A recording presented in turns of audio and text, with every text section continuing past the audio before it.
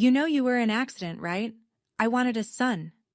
My father said that to my face in front of 31 relatives, 6 Budweisers deep. Standing on the lawn, my mother planted every hydrangea bush by hand. The smoke from his new Weber grill curled up behind him like a halo he didn't deserve. Aunt Carol dropped her paper plate. Potato salad hit the grass. 31 heads turned. Nobody breathed. I didn't flinch. I said, "Funny. Mom told me something different before she died." "Want me to read her letter?" His hand started shaking. That letter held a truth my father had buried for 30 years. And it didn't just ruin his 4th of July. It undid every lie he'd ever told about my mother, about me, and about whose name was really on the deed to the house he called his. Before I go on, please take a moment to like and subscribe, but only if you genuinely connect with this story. And wherever you are right now, drop your location and local time in the comments. I'd love to know who's listening. My name is Myra. I'm 28. I'm an ICU nurse. Now let me take you back 3 years before that 4th of July, to the day my mom got her diagnosis.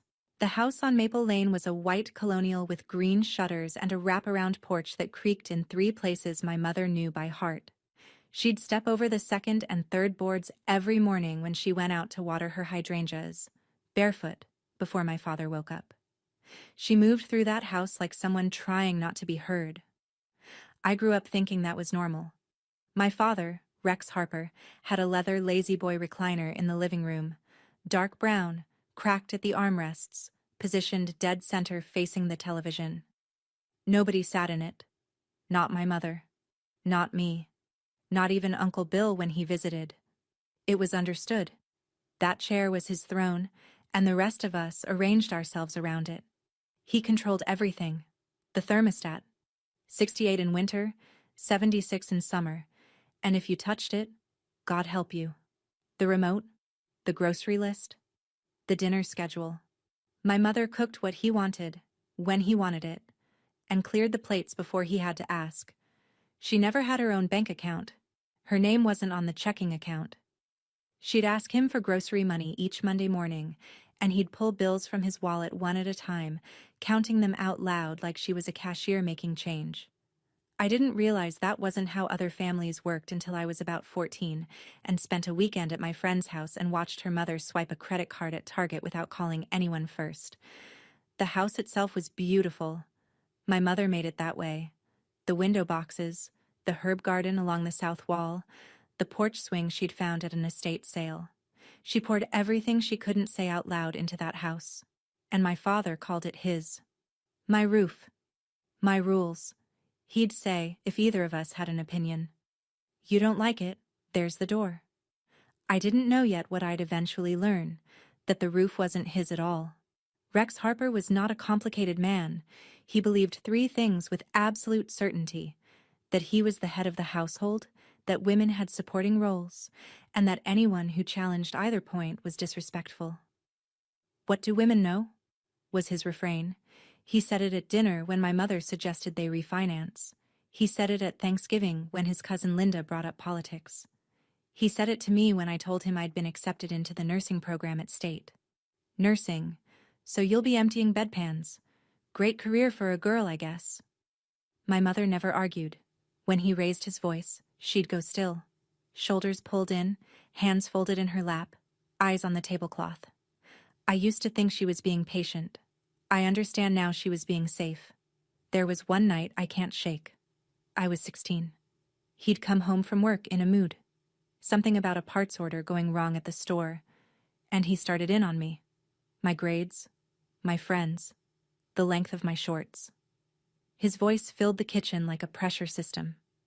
I stood at the counter, gripping the edge, refusing to cry, and I saw my mother.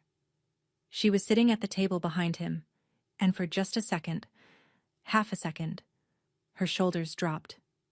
Her breath came out. Relief.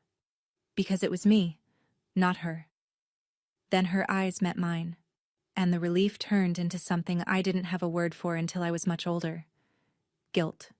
Deep, corrosive guilt. That night she came to my room after he'd fallen asleep in his recliner. She sat on the edge of my bed and whispered, "I'm sorry I can't protect you the way I should." I told her it was fine. It wasn't. The call came on a Tuesday in March. I'd just finished my clinical rotation, 12 hours on my feet in the step-down unit, and I was sitting in my Honda Civic in the hospital parking lot with a cold coffee in the cup holder when my mother's name lit up my phone. Pancreatic cancer. Stage 3. She said it the way she said everything difficult. Quietly, like she was apologizing for the inconvenience. "The doctor says we should talk about treatment options. I didn't want to bother you during your shift." I drove straight home. 2 hours on the interstate with both hands white-knuckled on the wheel. When I got there, my father was in the garage, not with her. In the garage, the door half open, a Budweiser on the workbench, polishing the chrome on his Dodge Ram. He polished that truck every Saturday like it owed him something, never missed a week. But in the 14 months of my mother's chemo and radiation, he did not drive her to the hospital once. Not one single time. I did.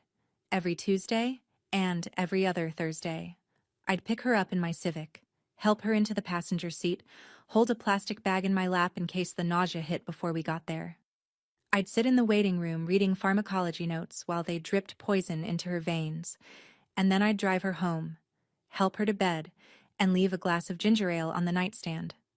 My father's contribution was to complain that dinner was late. During those months, something shifted between my mother and Aunt Carol. Phone calls got longer.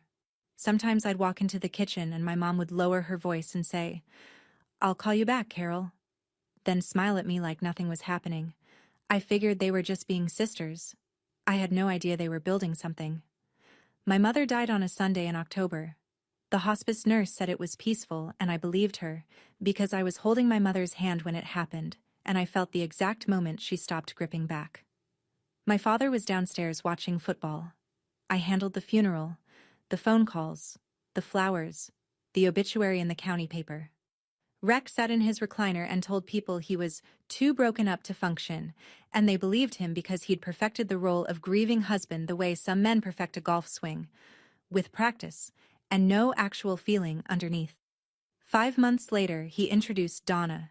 She showed up at a Sunday dinner wearing a white cashmere sweater and heels that clicked on my mother's hardwood floors. She sat in my mother's chair at the table, the one nearest the kitchen, the one my mother had sat in for 30 years. And Rex didn't even blink.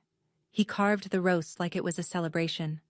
Donna Kessler, 40, real estate agent, blonde highlights and a smile that calculated square footage. After dinner, Rex slid a manila folder across the table to me. "Just some administrative paperwork for your mom's estate. Lawyer stuff. Sign where the tabs are, and we'll be done with it." I was exhausted.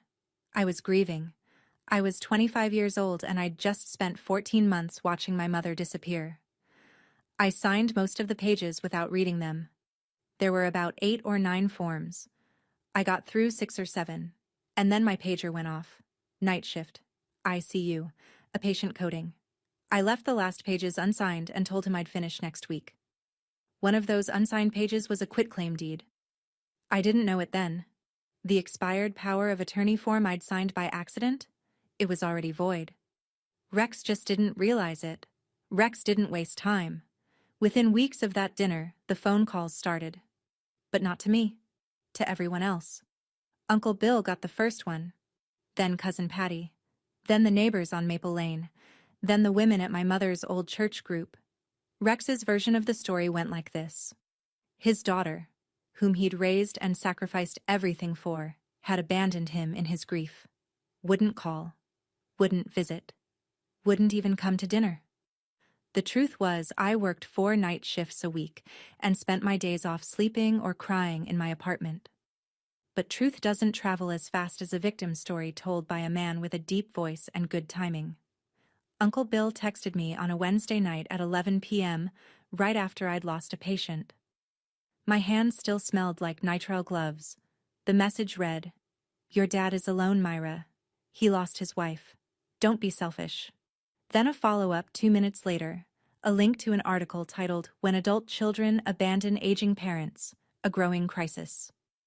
I stared at my phone in the break room and felt something I hadn't felt since I was 16. That old, familiar shrinking, like I was the problem. I typed a response. Deleted it. Typed another. Deleted that too. What do you say to an uncle who's known you your whole life, but has never once asked for your side of the story? I called Uncle Bill the next morning and tried to explain. The shifts, the exhaustion, the fact that Rex had never once visited me.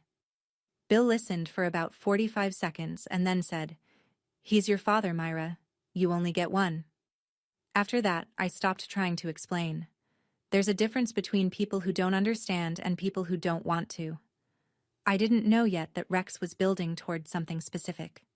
That the Whisper campaign wasn't grief. It was strategy.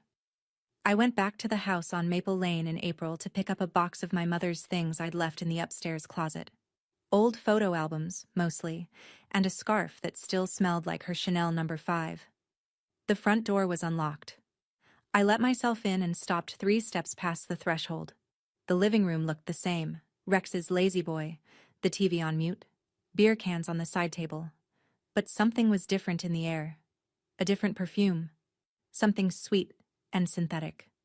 I went upstairs. My parents' bedroom door was open. The wedding photo that had hung above the dresser for as long as I could remember. My mother in a simple ivory dress, laughing, her hand on my father's chest, was gone. The nail was still in the wall. In its place, Donna had hung a framed print of a beach sunset. My mother's vanity, the oak one with the oval mirror, the one she'd sit at every morning to put on her lipstick even when she was too sick to leave the house, was covered in Donna's things. Brushes, compacts. A bottle of Victoria's Secret body mist where my mother's Chanel No. 5 used to be. Donna appeared from the master bathroom in a terry-cloth robe, toweling her hair. She looked at me without surprise. "Oh, your dad said you wouldn't mind." I heard Rex's voice from the bottom of the stairs. "Myra, quit snooping. This isn't your room anymore." I almost left.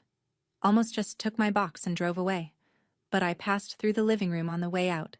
And there on the coffee table, tucked under a TV guide, was a folder with a real estate logo on it, Donna's agency.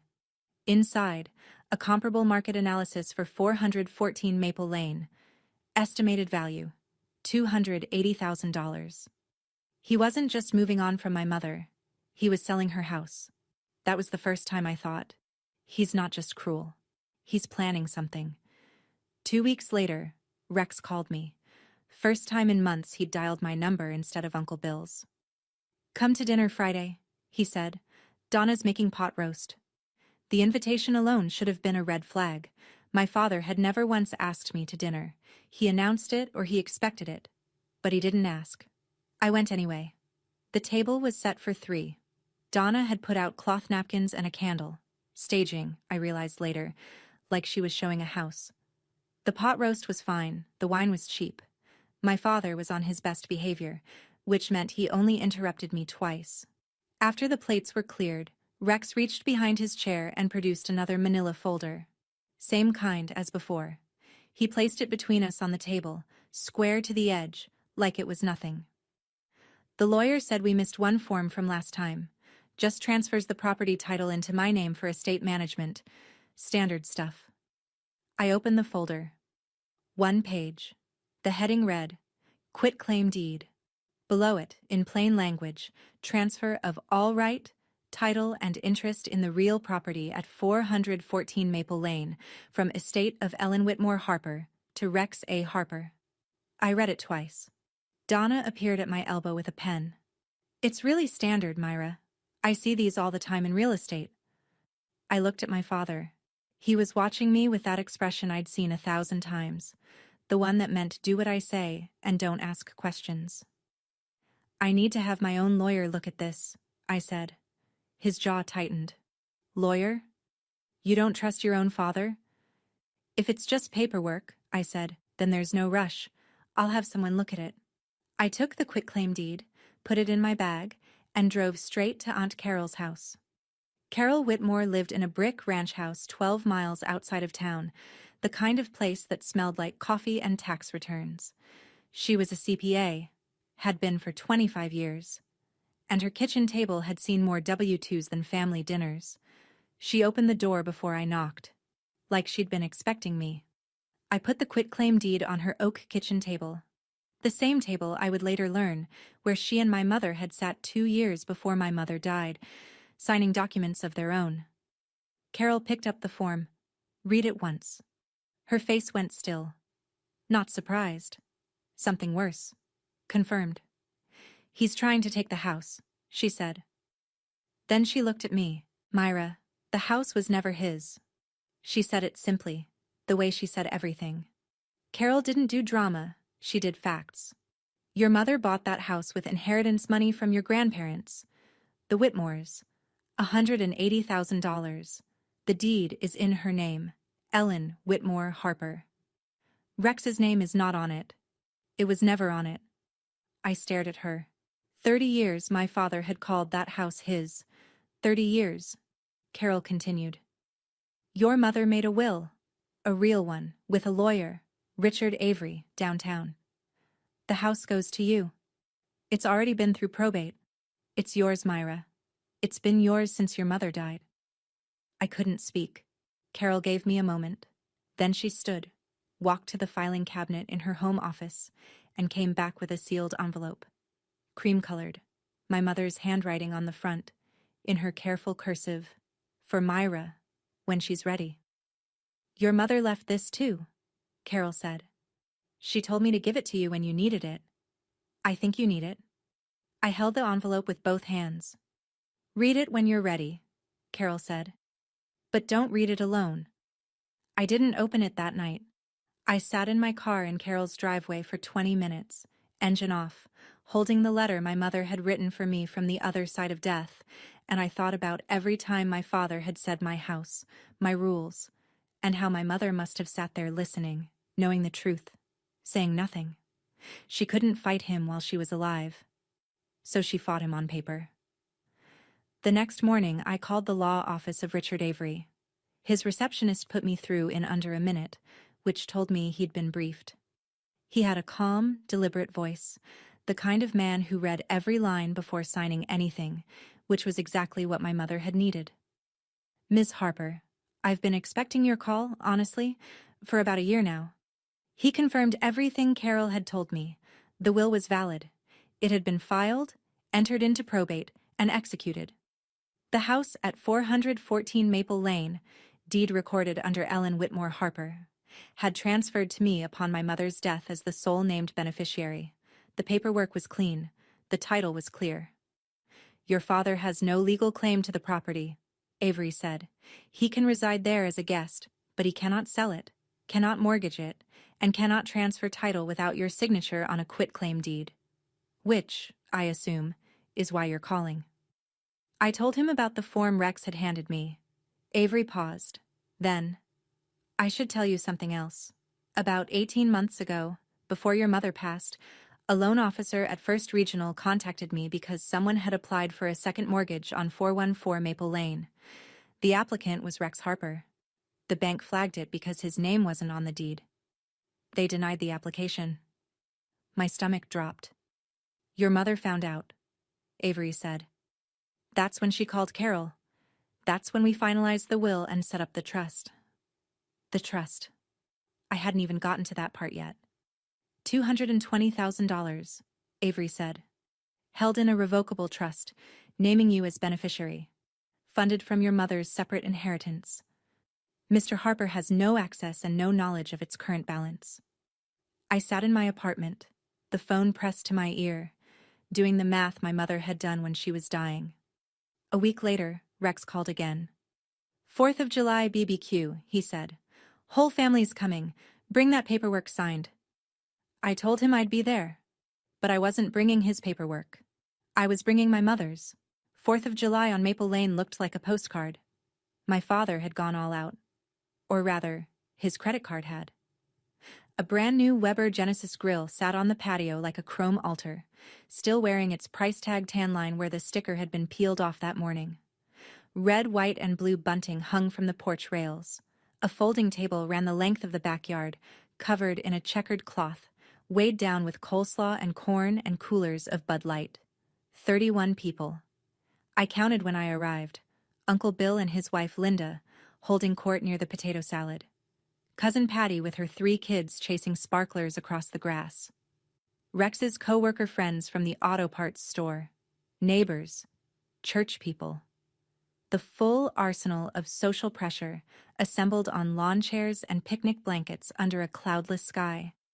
And Donna, standing at the head of the table in a white sundress and new sandals, holding a glass of Prosecco, laughing at something Uncle Bill said, playing the hostess in my mother's yard beside my mother's hydrangeas, under the string lights my mother had hung 3 summers ago.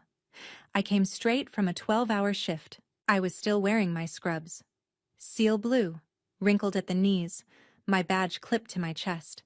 I hadn't changed on purpose. Those scrubs were the only honest thing I could put on that day. Every person there knew what I did for a living.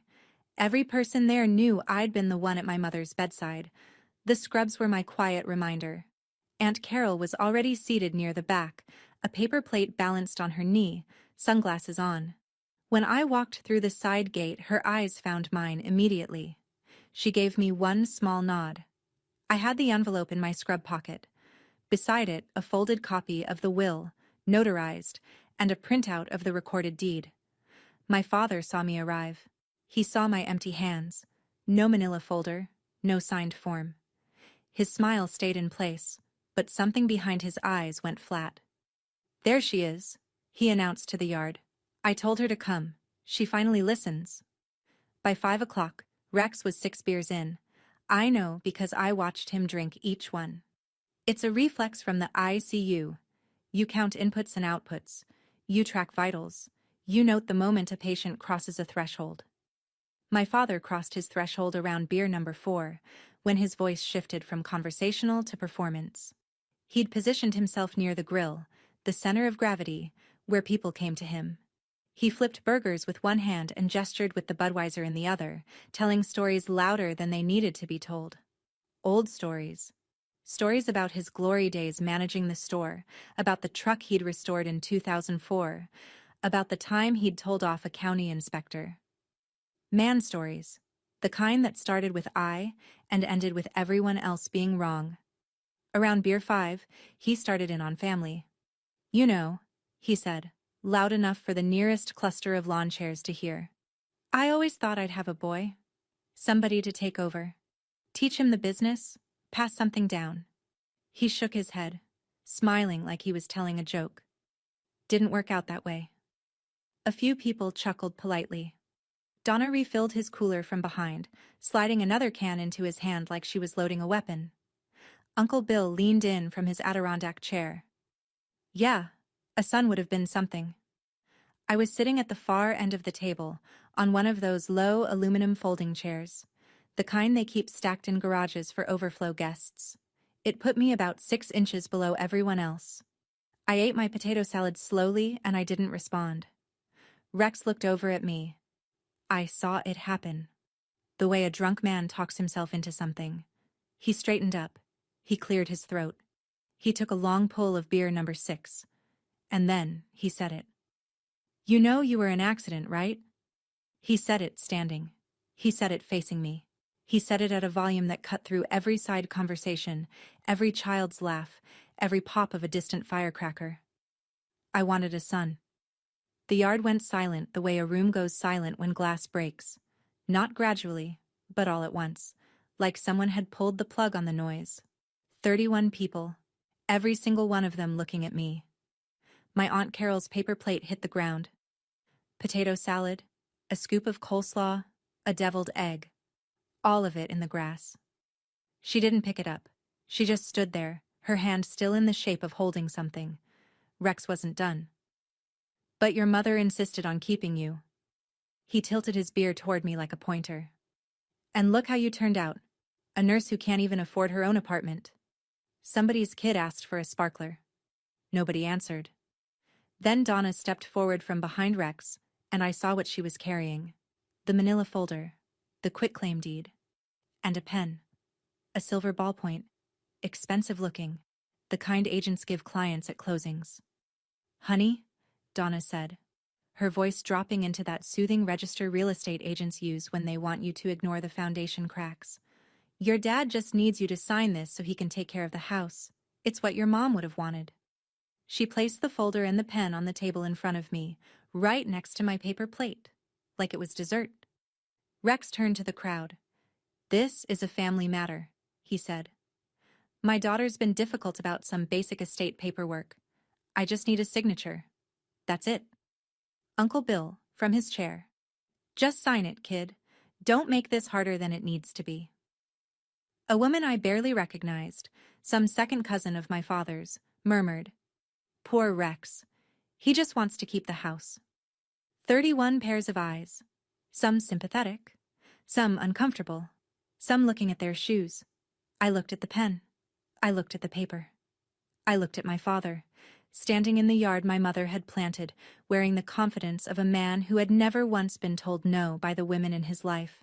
And I felt the envelope in my scrub pocket, pressing against my ribs like a second heartbeat. I picked up the pen. I need you to understand. I picked it up. I held it between my fingers and I looked at the line where my name was supposed to go, and for one terrible second I understood my mother completely. Because this is what it feels like. This is what she lived with every single day. The weight of 31 stairs. The math your body does before your brain catches up. If I just sign, this stops. If I just agree, the silence goes away.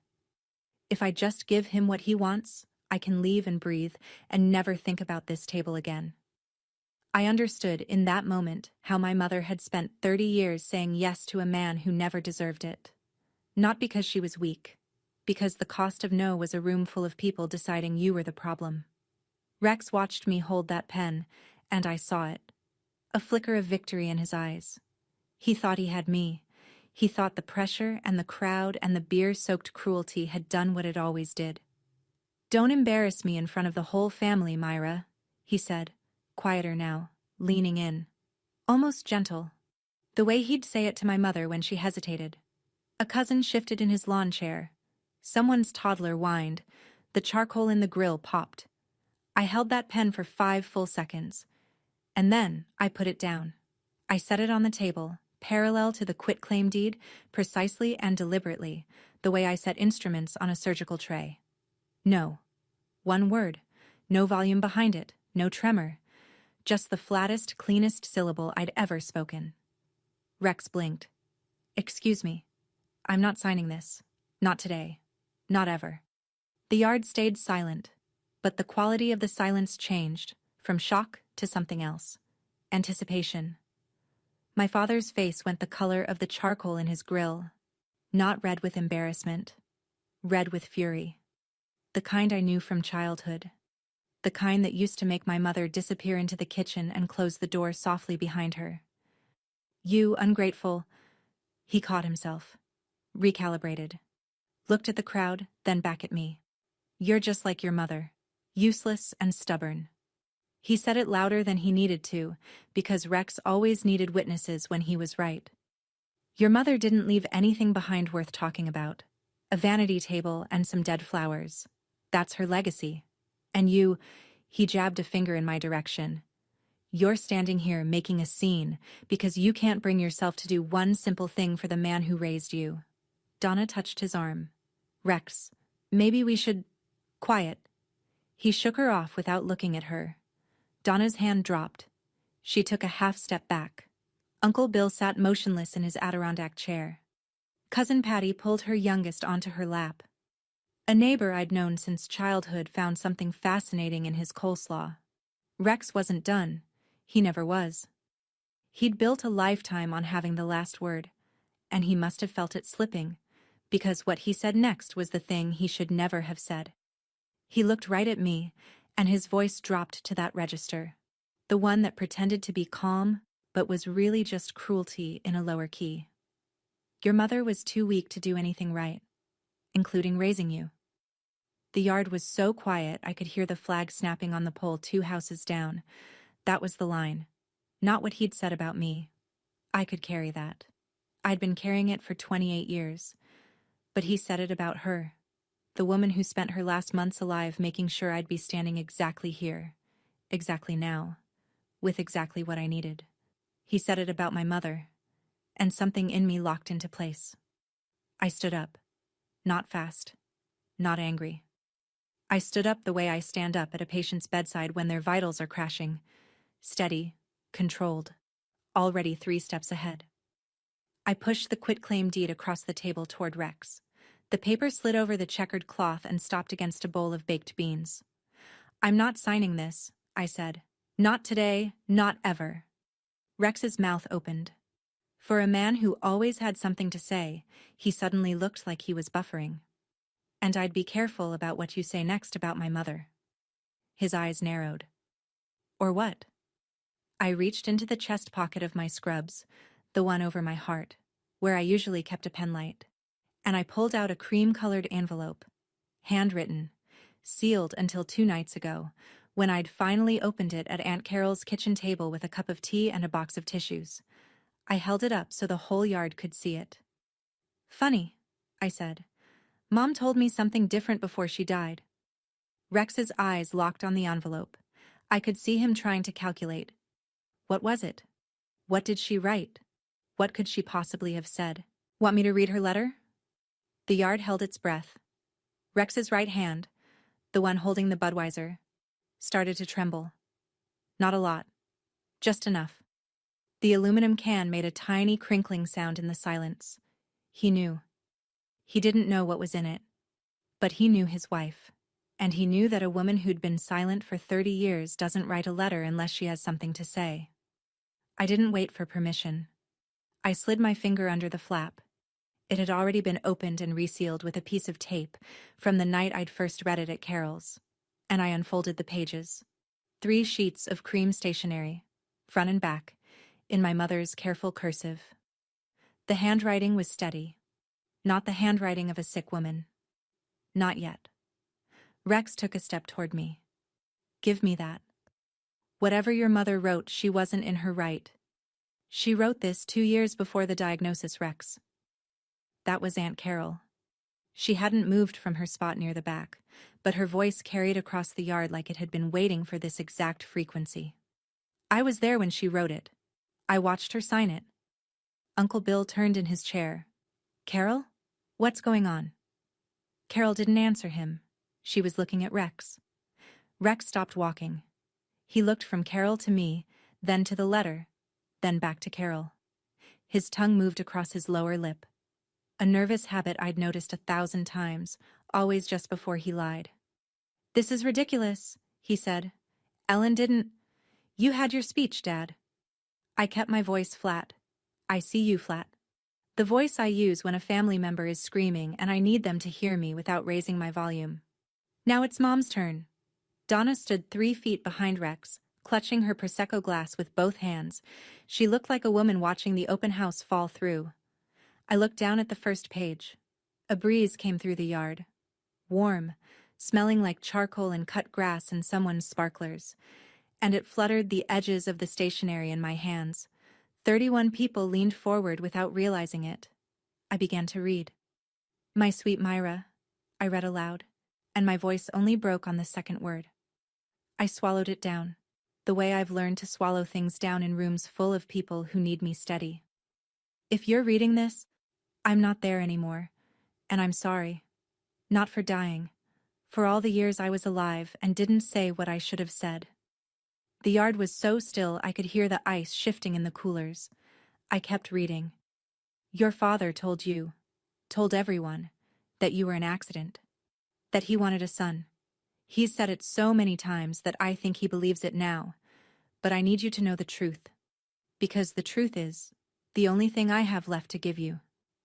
Rex said, "Myra, that's enough." I didn't look up. "I wanted you, Myra. I wanted you more than I have ever wanted anything.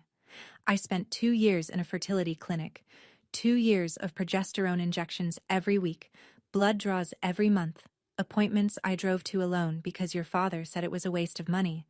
He didn't want a child. Not a son, not a daughter. He said we couldn't afford it.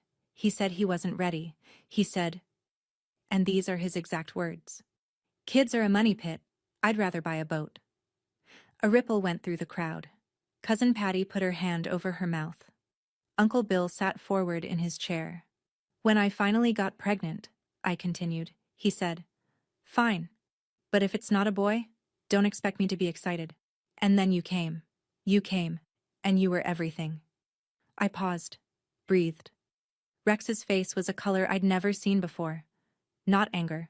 Not embarrassment. Something underneath both. Something old.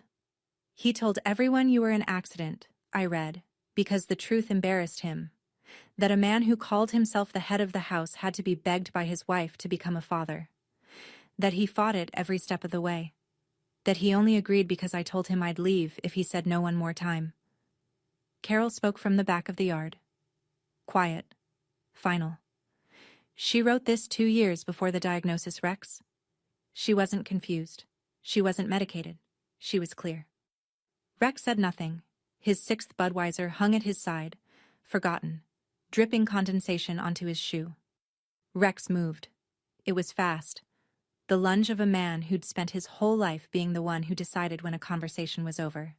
He crossed the 2 steps between us and reached for the letter, hand open, fingers grasping. "Give me that."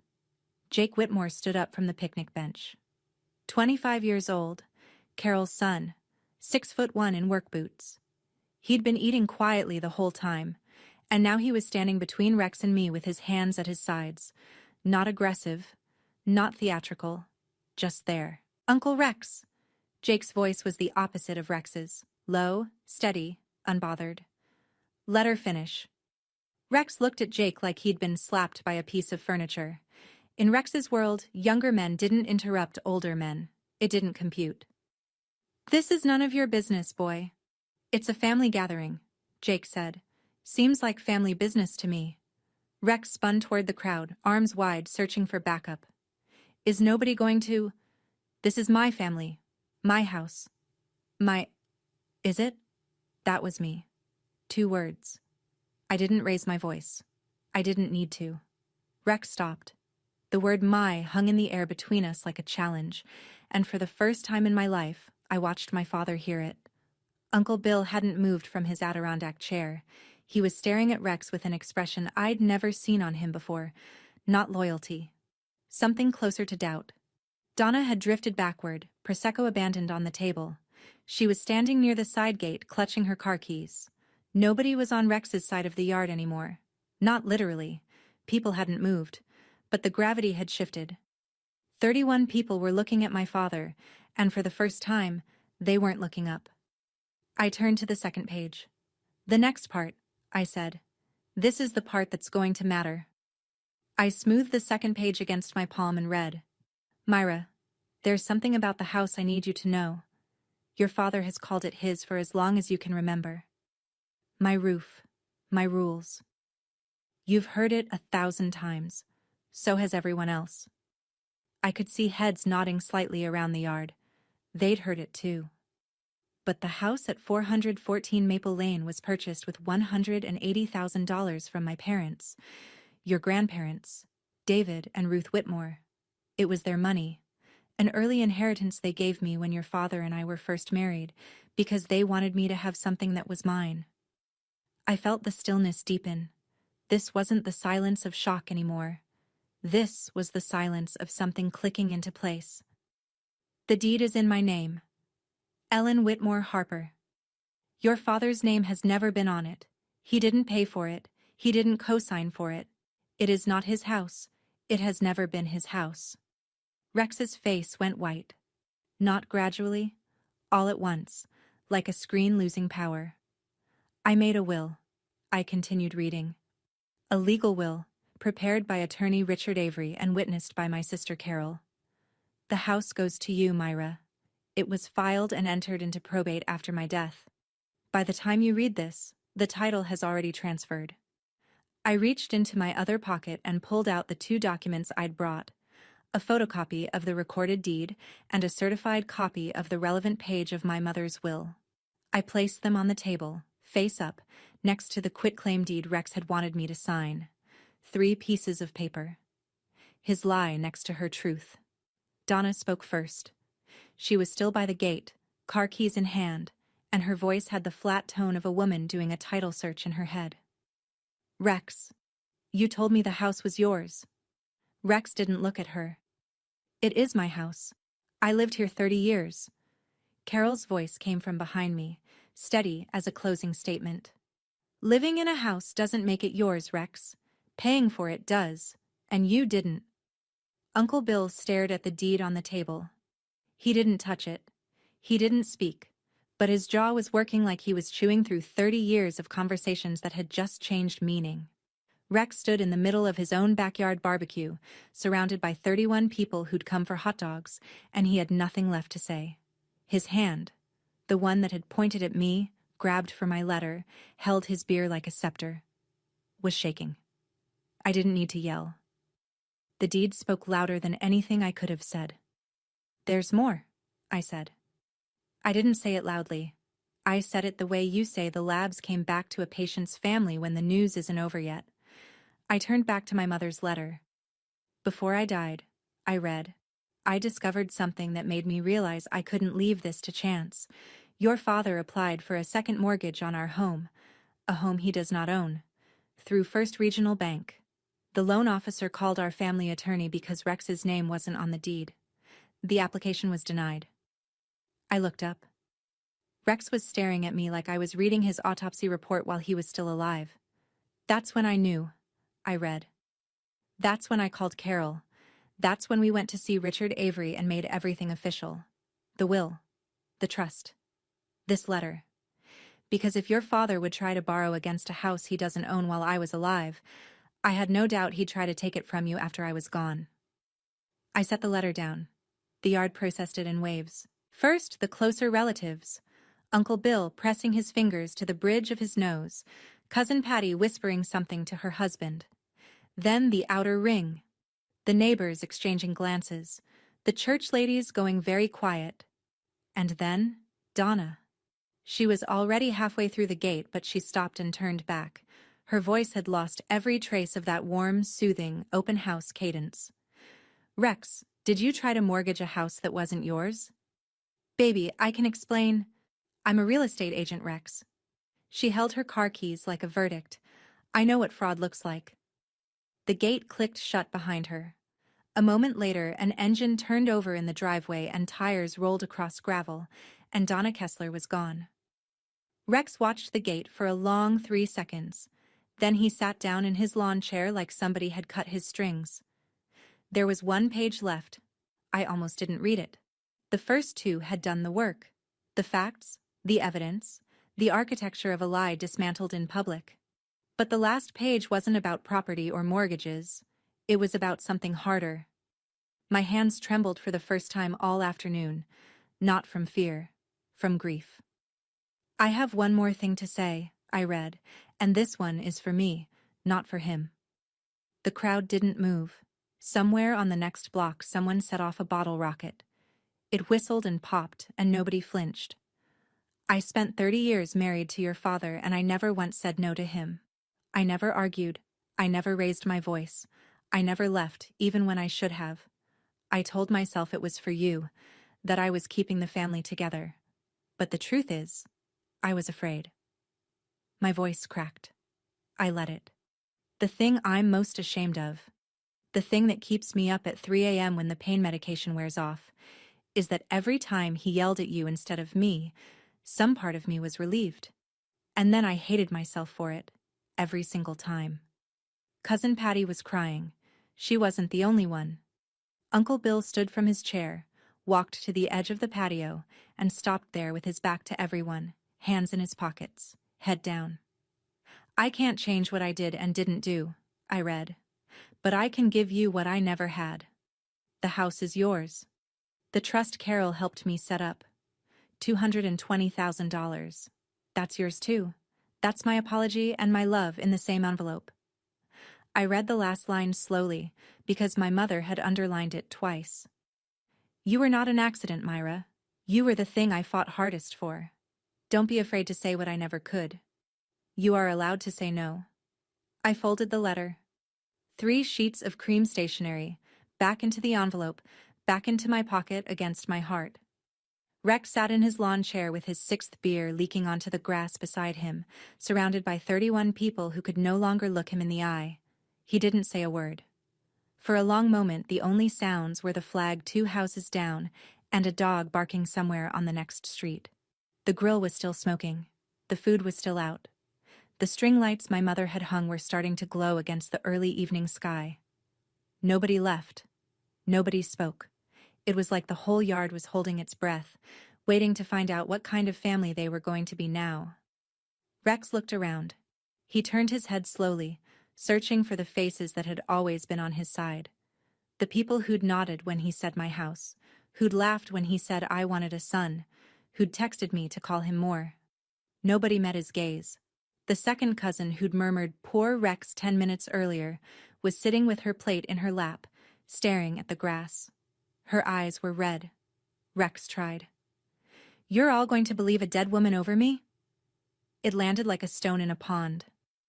Ripples, then silence. Nobody answered. Jake said from the picnic bench without heat, "We're going to believe a notarized will and a property deed, Uncle Rex." Carol walked forward, stopping beside me. She didn't touch me, but I could feel her steadiness like a wall. "Rex," she said, "Richard Avery has all the original documents. I'd suggest you contact your own attorney." A pause. "You're going to need one." I gathered the papers from the table. The deed, the will, the unsigned quitclaim, and stacked them neatly. I tucked the letter back into my scrub pocket. I pushed in my chair. Then I said the last thing I was going to say to my father at that table. "I'm not selling this house. I'm not signing anything. And I'm not asking for your permission." I looked at him once more. The man in the lawn chair, in the yard he didn't own, holding the authority that no longer worked. He looked smaller than I'd ever seen him. Not pitiable, just accurately sized, for the first time. I walked out through the side gate. Carol and Jake followed. Behind me, 31 people sat with their paper plates and their sparklers and the ruins of a story they'd believed for 30 years. Here's what happened next, because I know you're wondering. Richard Avery sent a formal letter to Rex the following Monday. Certified mail, return receipt requested.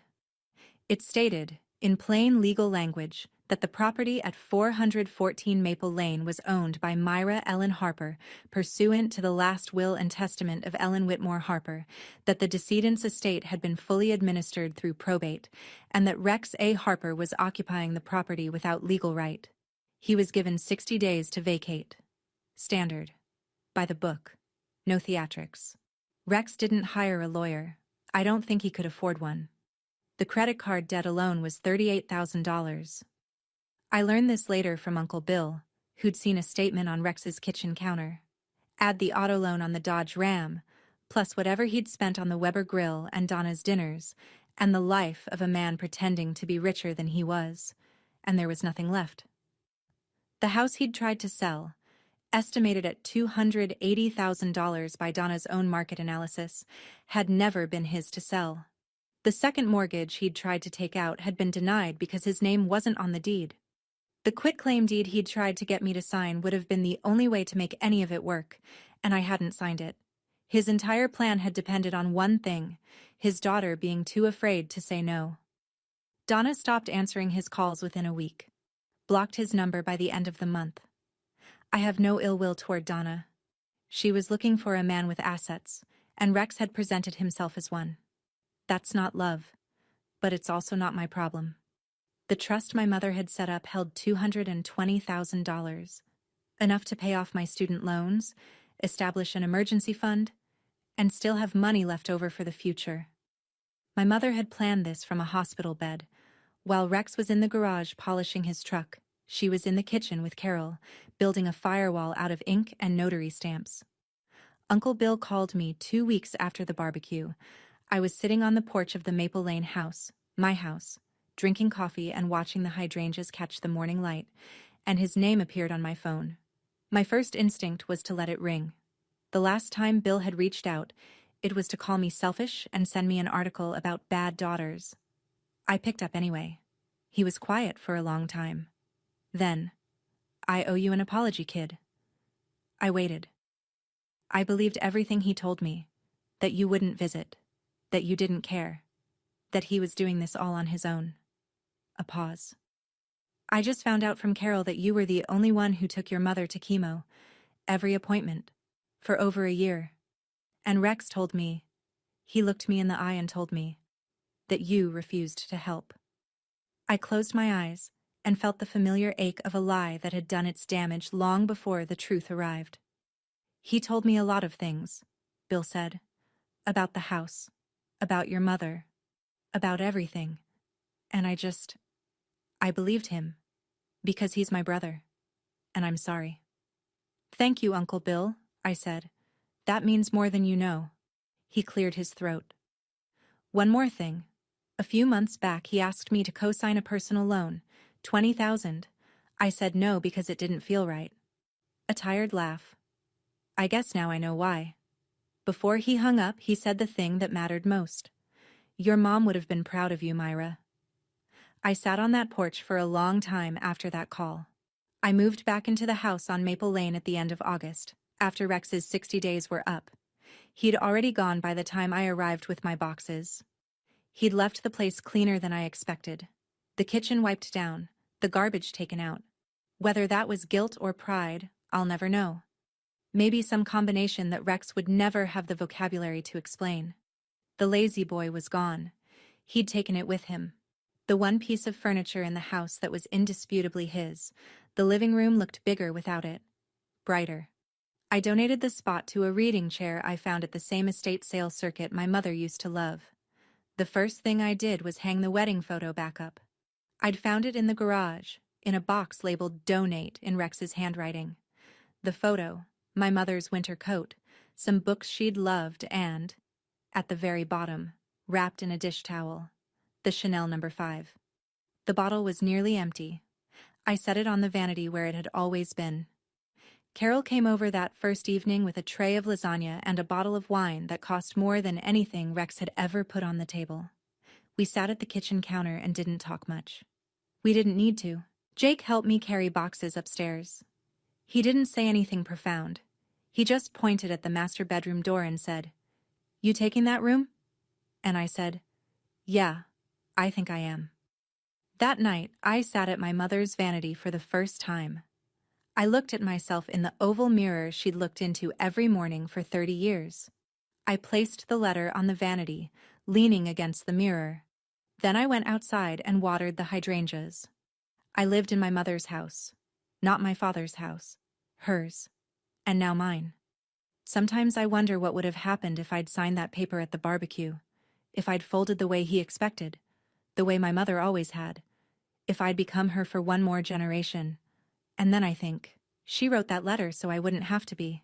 She spent her last good months making sure I'd have the ground to stand on and the proof to back it up. Is there someone in your life you've been afraid to say no to? Someone who's been telling your story for you, louder than you can tell it yourself? I'd love to hear about it in the comments. 6 months after the barbecue, I got an update on Rex from Uncle Bill. He'd moved into Bill's spare bedroom. He was working extra shifts at the auto parts store. Still assistant manager. Still resentful about it, but now without the safety net of a house he'd never owned to fall back on. Bill said Rex spent most evenings in the spare room watching TV on a small screen he'd brought from Maple Lane. He didn't talk much about the barbecue. He didn't talk much about anything. Donna had blocked him on everything. Phone, email, social media. She'd moved on to a new listing and, presumably, a new man with a verified deed. I can't say I blamed her. Rex hadn't called me. Not once in 6 months. I hadn't called him either, but I wanted to be clear about something. I didn't tell him he could never reach out. I didn't slam a door. I said what I'd needed to say, and then I waited. If he calls, I told Carol one Sunday over coffee, I'll answer. But he has to start with the truth. The real truth, not the Rex Harper version. Carol nodded. And if he doesn't call? Then that's his choice. I meant it. I was at peace with both outcomes. The one where my father found the courage to be honest for the first time in his life, and the one where he didn't. Either way, I was standing in my own house, paying my own bills, sleeping in a room where the vanity smelled like Chanel No. 5, and nobody was going to hand me a pen and tell me to sign away what my mother had given me. People ask me if it was worth it. The confrontation, the letter, the barbecue. They want to know if I feel vindicated, if revenge tastes as good as they say. Here's what I'll tell you. I didn't do it for revenge. I didn't stand up at that table because I wanted to humiliate my father. I stood up because my mother asked me to. Not in those words, but in every word she wrote in that letter. She asked me to be the woman she couldn't be, and the smallest thing I could do to honor that was to open my mouth, when she would have closed hers. My mother lived 30 years in fear. She cooked his meals and folded his shirts, and sat in the passenger seat of her own life. And the one thing she couldn't forgive herself for was that she let him aim his anger at me, because it meant he wasn't aiming it at her. She wrote that in the letter. She didn't dress it up or make excuses. She just said it, plainly, the way she should have been able to say everything. I don't hate my father. I want to be clear about that. Hate takes energy I'd rather spend on 12-hour shifts and hydrangea bushes and Sunday dinners with Carol and Jake. What I feel for Rex is something quieter and more precise. A recognition that he is a man who was given a family and treated it like a possession. And when the receipts came out, he had nothing in his name. I learned something that 4th of July. Boundaries aren't selfish. Silence isn't always peace. And the people who tell you to keep the family together are usually the ones who aren't being torn apart by it. My mother taught me all of this. She just had to die first to say it out loud. And I think that's the part that hurts the most. This morning, before my shift, I went out to water the hydrangeas. It was early, 6 a.m., the light still thin and blue, the street quiet. I stood in the yard in my bare feet the way my mother used to, stepping over the second and third porch boards out of habit, even though I'd fixed them both in September. She planted those bushes the first spring after they moved in. Rex wanted to pull them out, said they took up too much of the yard, that he wanted space for a grill and a horseshoe pit. My mother said no. One of the only times she did. She stood in the garden with dirt on her knees and a trowel in her hand and said, "These stay." And they stayed. For 30 years, through every argument and every silence, and every time Rex said "my house" in front of company, those hydrangeas kept blooming, blue and purple and stubborn and alive. I think about that a lot. How my mother lost almost every battle in that marriage except the flowers. How she picked the one thing she was willing to fight for and held onto it with both hands in the dirt. She couldn't keep herself safe, but she kept the hydrangeas, and she kept the deed, and she kept the letter.